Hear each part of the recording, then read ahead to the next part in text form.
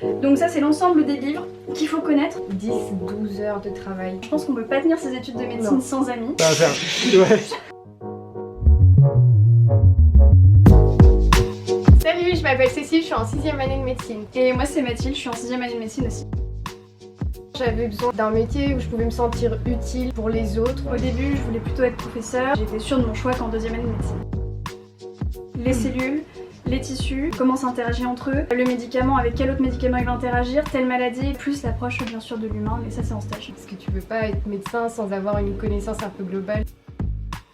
C'est pas tant la moyenne qui compte en fait. Et c'est pas tant le niveau qu'on a au lycée, mais plutôt la capacité de travail qu'on va avoir derrière en fait qui va compter. C'est sélectionné, c'est un peu du tirage au sort pour les universités. C'est toujours comme ça pour la rentrée. Absolument pas. Pas du tout. Il ne faut surtout pas travailler l'année, les vacances avant de rentrer en médecine. On est deux cas différents. Moi j'ai pris une prépa, moi j'en suis très contente. Après ça veut pas dire que tu fais une prépa et que tu vas forcément réussir. Pour la prépa ça m'aidait à pas me disperser. Moi je faisais juste le tutorat et nous pour le coup on avait des concours blancs tous les samedis matins. On peut réussir sans avec la prépa elle est pas obligatoire. Bah ça dépend des gens. Ouais. Hein, moi je dirais du par cœur et beaucoup de QCM. En fait en faisant des erreurs Voilà, on va les plus retenir. tu vas faire d'erreurs et plus tu vas te dire tiens ce point là il y a un truc que j'ai mal compris, je vais relire le cours. Je me levais assez tôt, entre 6 et 7 heures. Je travaillais souvent par tranche de 2 heures. Je faisais genre 2 heures un chapitre, puis après je changeais de matière. Une pause d'1 heure le midi, une pause d'1 heure le soir.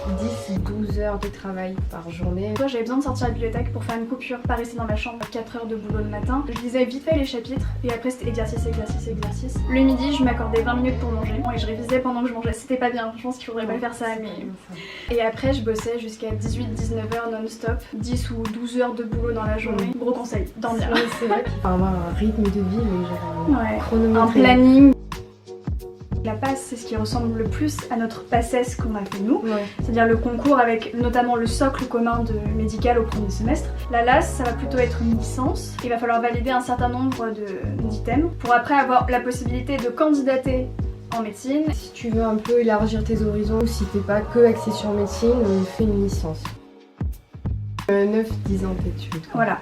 Plus après, si vous faites un clinica dans les hôpitaux, etc., c'est encore 2 à 3 ans à rajouter ensuite pour devenir chef. Mes potes, vraiment, parce que je pense qu'on peut pas tenir ses études de médecine sans amis. Et lié à la médecine, je pense que ce que j'aime le plus, c'est quand les patients reviennent avec un sourire. Être confronté à la mort, les douleurs, ouais, les histoires de vie horribles. On n'a pas le même aperçu sur la vie que nos autres amis qui font pas du tout médecine. C'est dur parce qu'en fait il faut pas que tu fasses justement de transfert avec ta famille ou tes amis. Et l'autre truc que j'aime pas en médecine, c'est tous les préjugés que vont avoir les gens, qui sont extérieurs, qui voient pas ce qu'on peut vivre. Ouais. On se sent facilement seul en fait. Ouais. Moi j'avais fait un truc tout bête, j'avais écrit genre objectif, réussir le concours en 1 an. Je me suis collée sur mon mur, tous les jours je le regardais. Moi je dirais dormir, Ouais. s'accorder des pauses. Oui. On prend pas assez soin de soi parfois. Moi j'avais un planning, j'avais mis, je mettais mes matières, et le planning il était fait pour 1 mois. Donc ça c'est l'ensemble des livres qu'il faut connaître. Donc ça c'est votre programme pour 1 an. Vous aurez certainement ce même genre de livre à apprendre par cœur. La pédiatrie, 800 pages. On aime beaucoup celui-là. Voilà, soyez prêts. Ça c'était mon programme de première année, premier semestre. Donc c'est toutes les fiches que j'ai faites. Donc c'est la moitié de l'année ça. Ça c'est la moitié de l'année. Biologie cellulaire, donc en fait c'est des fiches, mais c'est délivré en fait à chaque fois mes fiches. Parce qu'il n'y a pas la place, sinon les carnets ils peuvent pas être plus gros. Déjà qu'ils explosent, je suis obligée de mettre des élastiques pour que ça ferme. Voilà, par exemple celui-là il y a 5 feuilles.